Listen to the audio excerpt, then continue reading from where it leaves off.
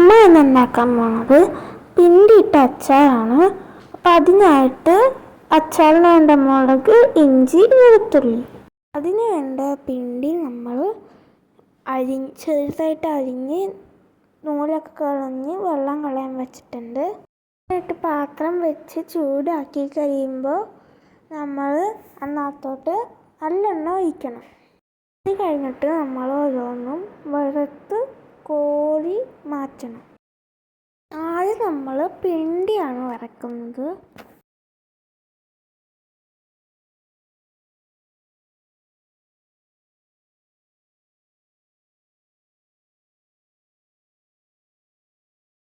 ഇനി നമുക്ക് ഇഞ്ചിയാണ് അടുത്തത് വറക്കാൻ പോകുന്നത്.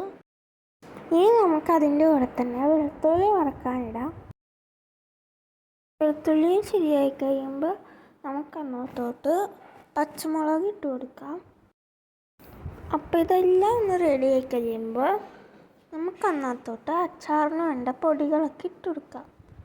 അത് കഴിയുമ്പോൾ നമുക്ക് ആവശ്യത്തിനുള്ള ഉപ്പിട്ട് കൊടുക്കാം. ഇനി അത് കഴിയുമ്പോൾ നമുക്ക് അതിനകത്തോട്ട് ചൊറുക്ക് ഒഴിച്ച് കൊടുക്കാം.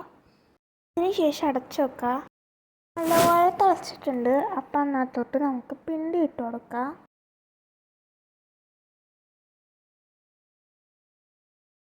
ഇനി ഉപ്പും എരിവൊക്കെ ഒന്ന് ടേസ്റ്റ് ചെയ്ത് നോക്കാം. നമുക്ക് ഈ ഗ്യാസ് ഓഫ് ചെയ്യാം. അപ്പോൾ നമ്മുടെ പിണ്ടി കൊണ്ടുള്ള അച്ചാർ റെഡി ആയിട്ടുണ്ട്. ഇത്രയേ ഉള്ളൂ ഇന്നത്തെ വീഡിയോ. എല്ലാവരും ട്രൈ ചെയ്യണം.